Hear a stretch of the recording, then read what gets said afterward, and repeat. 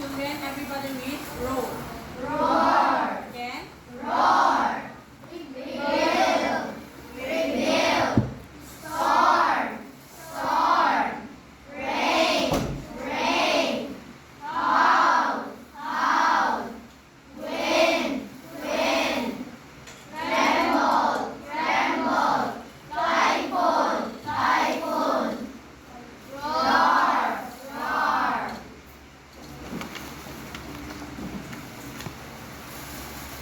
Let us read the poem entitled The Mighty Typhoon.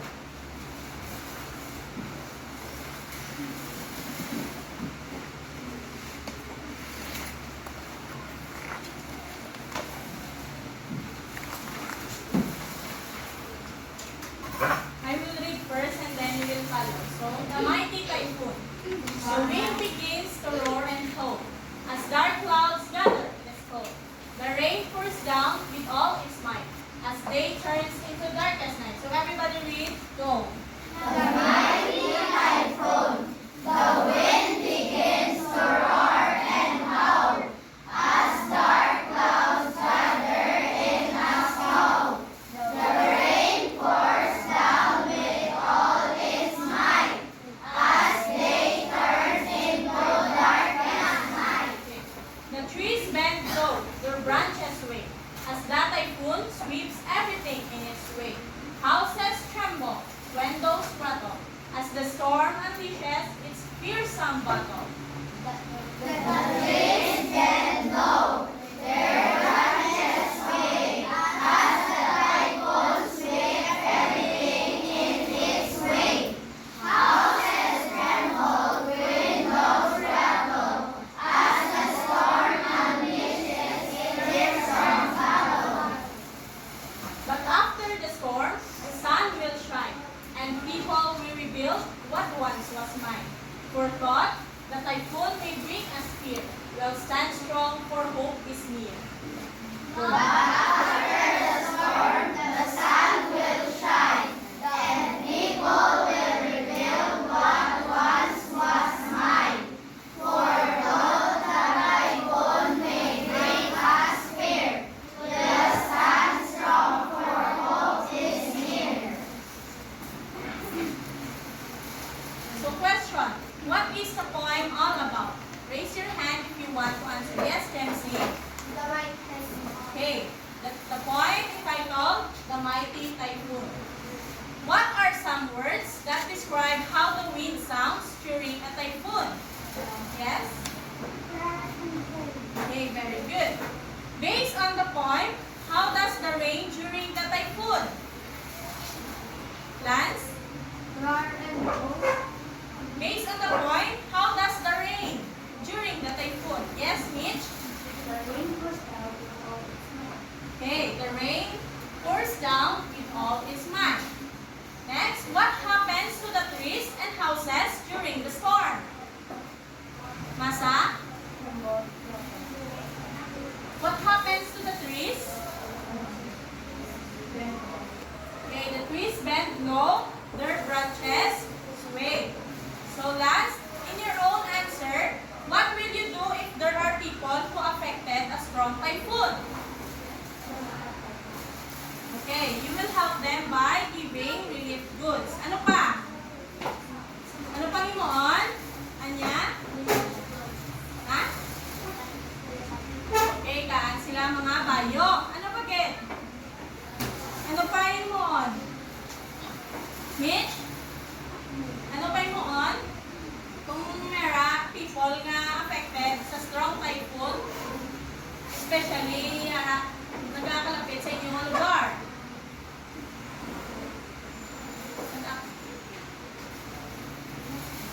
Ha? Tagaan? Tagaan sa bulit. So, you already heard na from the news, sa television or sa radio, na there is an upcoming typhoon in your locality or place. Nakakabatay na ka mo? Okay. So, how will you going to prepare in order to be safe? Ano ang inyong himuon? Okay, ma-prepare ka mo foods. Ano pa din?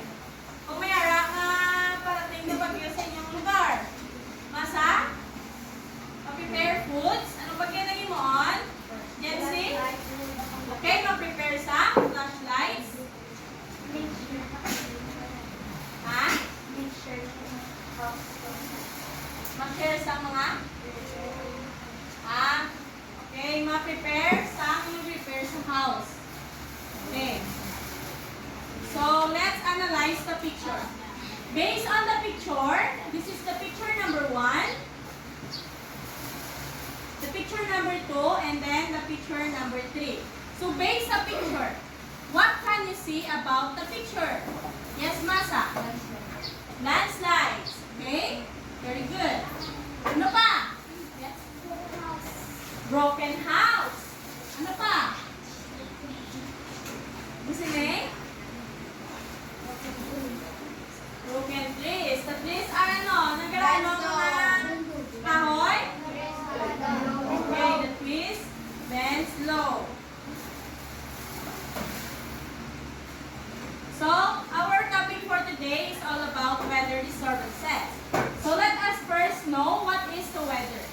Weather is the condition of the atmosphere in a short period of time.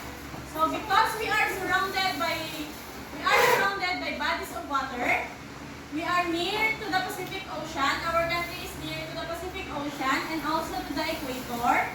We are prone to what we call weather disturbances. So mostly we are visited by tropical cyclones. So let us know what is weather disturbances.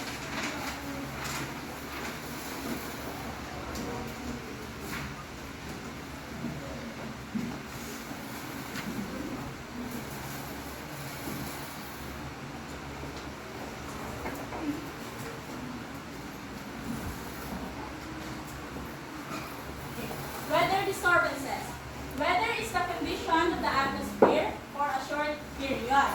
A temperature difference between the air and the surface creates a swirling mass of winds known as weather disturbance. A weather disturbance is a term used to describe a change in atmospheric conditions or weather patterns. Although ang weather disturbances is temporary, ang impact sa plants, animals, also sa livelihood, kag sa ecosystem natin is very evident. Weather disturbances, common na siya sa Philippines. As I said earlier, due to its nearness to the equator, naamo na siya ang cause ng wind convergence. Ang tropical cyclone naman is a weather disturbance. Kaya na siya sa weather disturbance or classification characterized by a big mass of wind and rain whirling around the center of low pressure called the eye. The tropical cyclones, meron na siya different names around the world, depende kung naekita ng country. So, in the Atlantic or sa Eastern Pacific Oceans, tinatawag na siya nga hurricanes. Again, tinatawag na siya nga Hurricanes. again. Hurricanes. While in the Western Pacific, they are called as typhoons. Typhoons. Again. Typhoons. So sa Indian Ocean naman, they are recognized as cyclones. Again. Cyclones. Again. Cyclones. Okay. So ang weather disturbances, known na siya as natural disasters because maka-cause na siya sa power lines, sa aton, sa electric naton nga ginagamit sa kada-adlaw kag maka-damage sa mga buildings. And also, it can cause man events, makapatay na siya sa tao. So these are the types and descriptions of different public storm warning signals or what we call PSWS.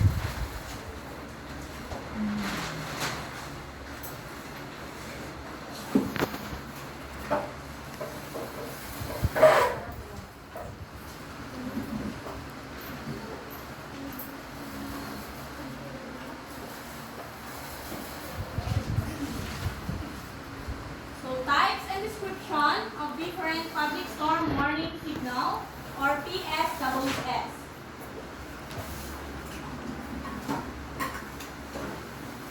So, number 1, PSWS, leading time niya is 36 hours.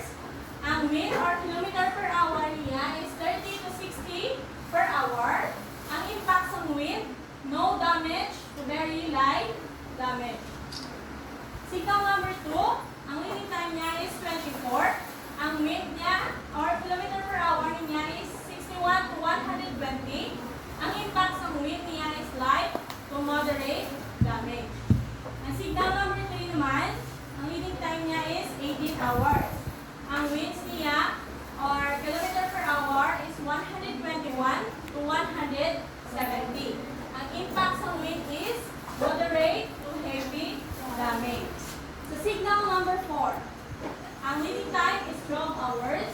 Ang winds or kilometer per hour is 171 to 220. Ang impact sa wind niya is heavy to very heavy damage. Sa signal, and last sa signal number 5, ang leading time niya is 12. Ang winds more than 220. Ang impact sa wind is very heavy to widespread damage.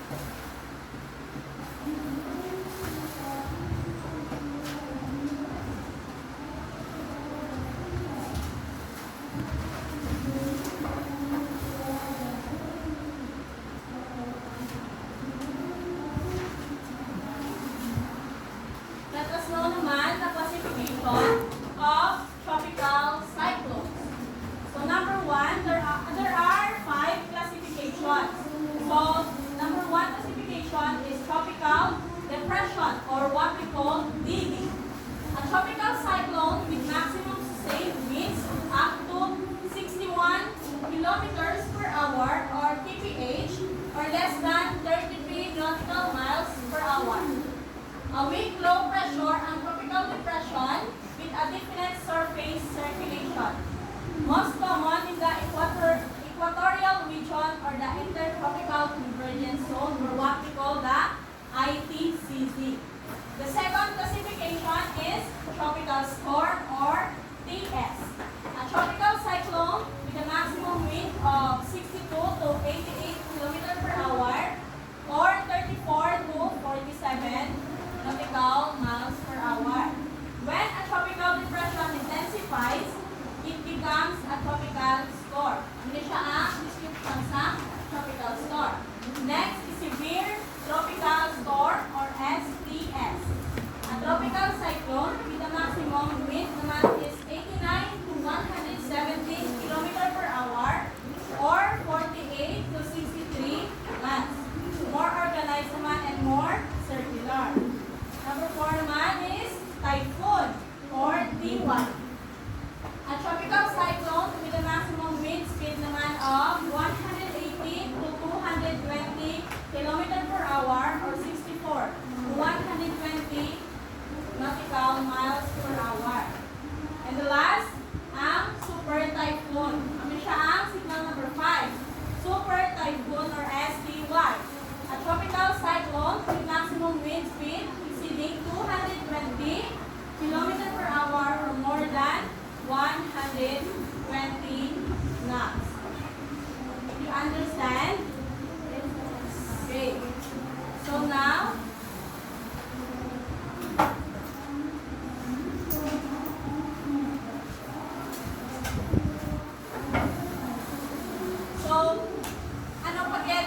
pag-get kita sa agency nga ginatawag naton, nga nag-inform sa aton, nga every time may changes sa weather condition, sila nakaka-inform sa aton is what we call the Pag-asa. Okay, what is the acronym of Pag-asa?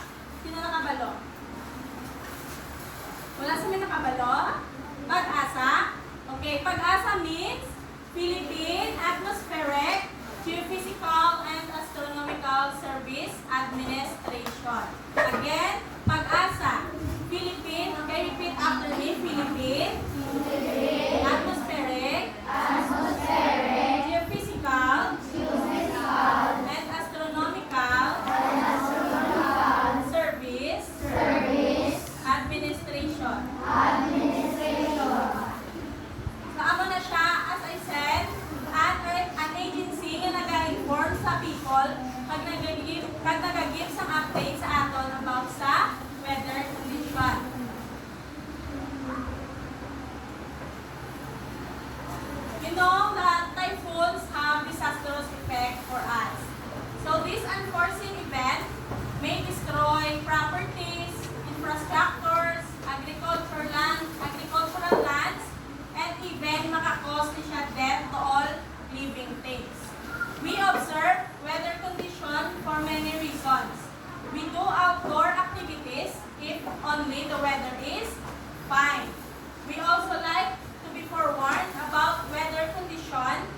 early enough to be prepared for it. Amo na ang pag-asa, nag-inform it sa aton early pa para maka-prepare kita. So in case naman sa stormy weather, we are advised to stay at home and take necessary precautions. We should protect ourselves during bad weather so that we will not get sick. Good weather service is very important para sa aton. In the Philippines, as I said earlier, we have the Pag-asa that informs us of the weather conditions and give daily reports. So now, I will group you into 4 groups. This is the group 1, sa likod, this is the group 2, group 3, and group 4. So before we start our group activity, what are the standards of when working group activity?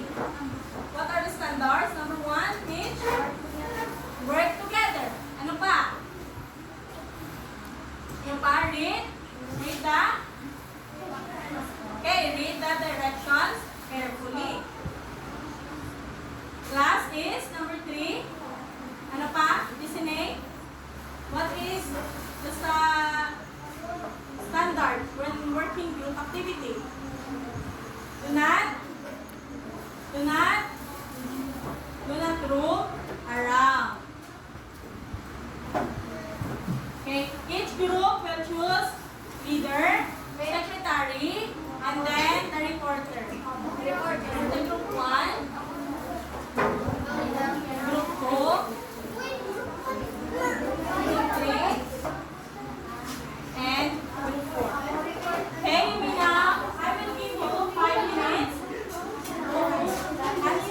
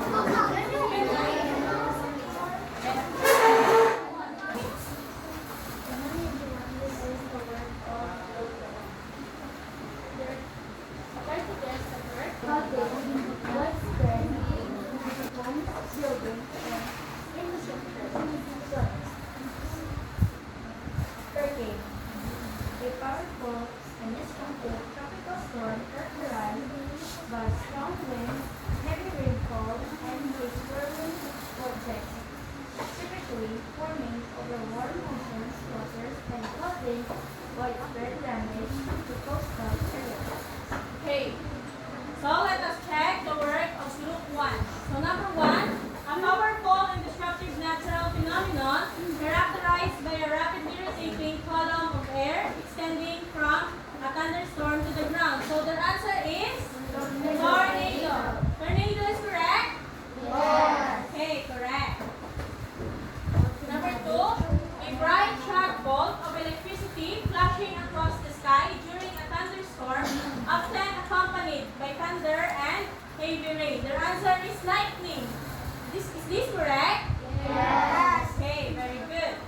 Number 3, a situation where water overflows onto land that is usually dry, causing widespread inundation and often resulting in damage to homes, buildings, and infrastructure. Their answer is flood.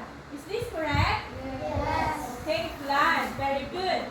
A powerful and destructive tropical storm characterized by strong winds, heavy rainfall, and the swirling vortex typically forming over warm ocean waters and causing widespread damage to coastal areas. Their answer is hurricanes. Is this correct? Okay, correct. So let us give Group 1 a fireworks clap. Do you know what is the fireworks clap? Okay, let's start. 1, 2,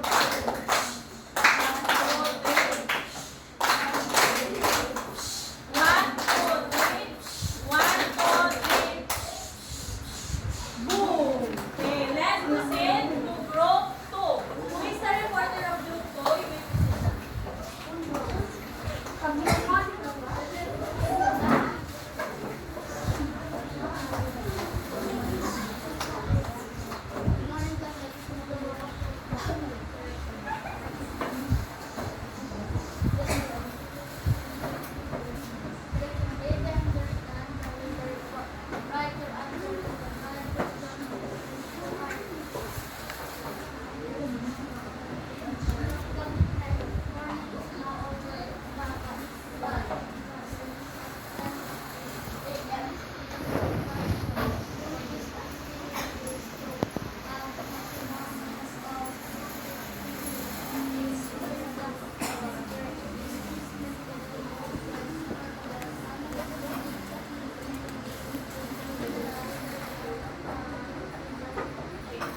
Question number 1.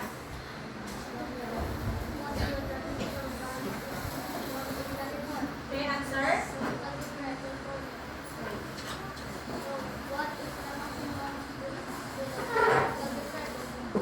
Answer.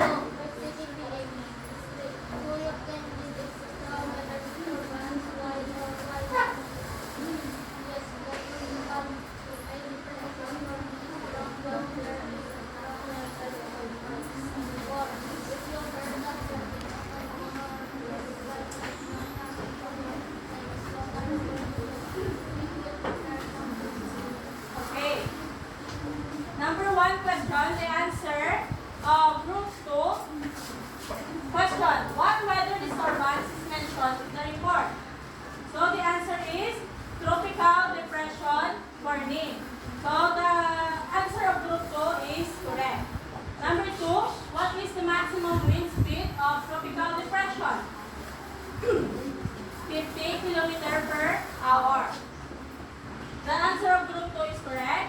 Number 3, do you think this is the strong weather disturbance?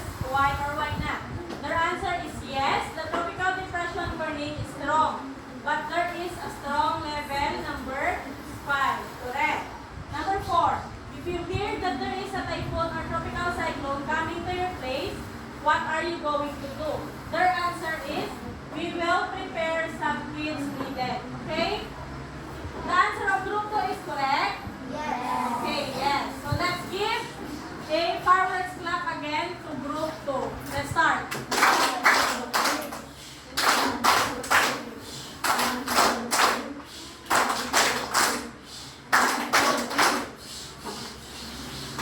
So let's proceed to Group 3. So who is the reporter of Group 3?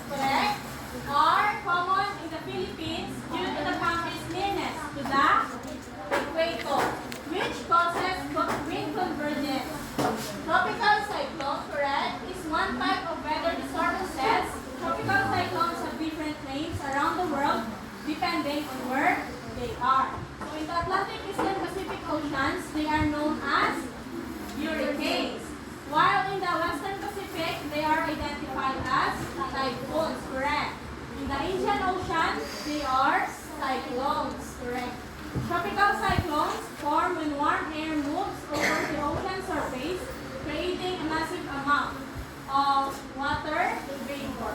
Correct. When the weather is good, correct, air and water transportation services are non-stop, but when there is weather disturbances, these services are temporarily suspended. So let's clap group 4. Mami Dunisha clap again. So let's start. 1, 2, 3.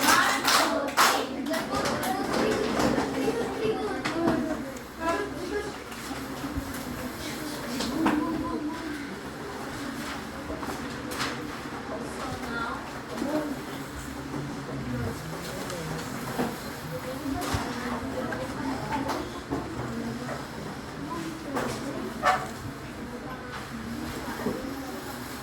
okay. Ayan pa pa yun. So a strong typhoon hits your nearby barangay. So many people were homeless and stayed in the evacuation center. So how can you help them? Please raise your hand if you want to answer. How can you help people if there are many people in evacuation center because of the strong typhoon? How can you help them? Yes? Okay, by giving relief goods. Like what? Maria Sang? Okay. Other answer? Meron pa? Other answer? Okay, wala na. So please get 1/2 lengthwise. Everybody get 1/2 lengthwise.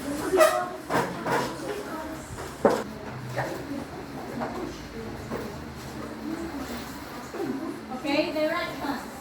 Analyze each question carefully and choose the letter of the best answer.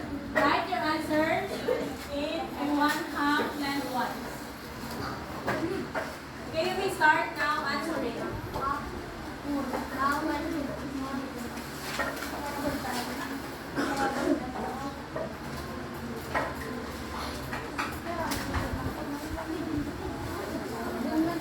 Letter 1, Lee.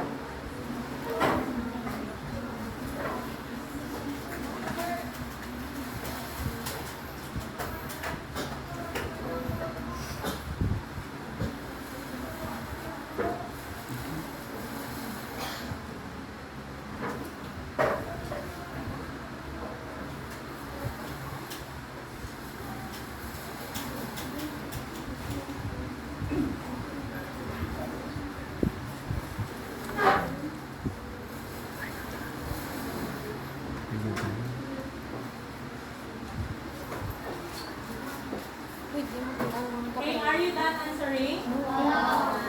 I will give 2 minutes to finish.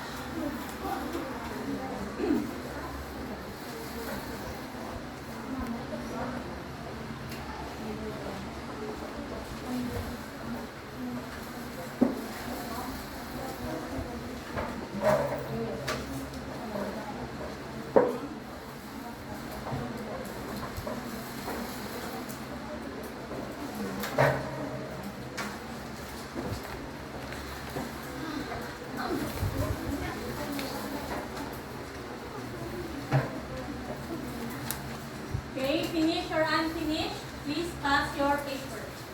Okay, pass forward. Please pass your paper forward.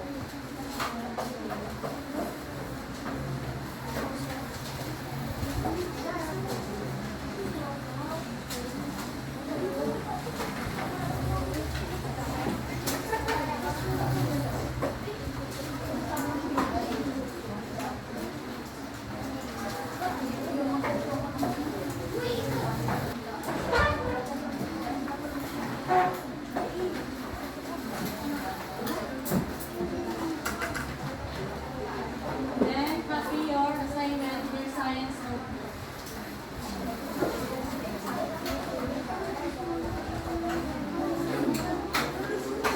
Your assignment, pretend that there is an upcoming signal number 4 typhoon that affect your locality.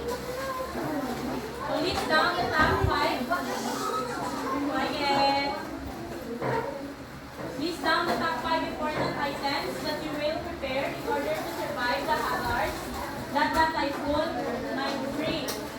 And then, after that, finalizing your list, write down why you choose that item.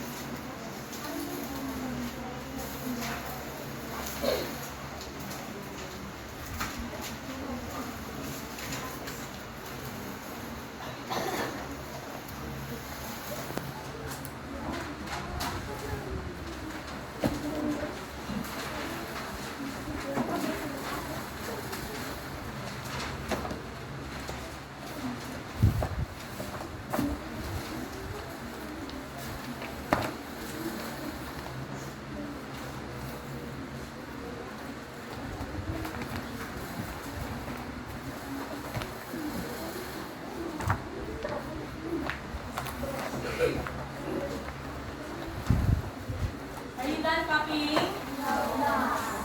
Yeah, will give you 1 minute to finish.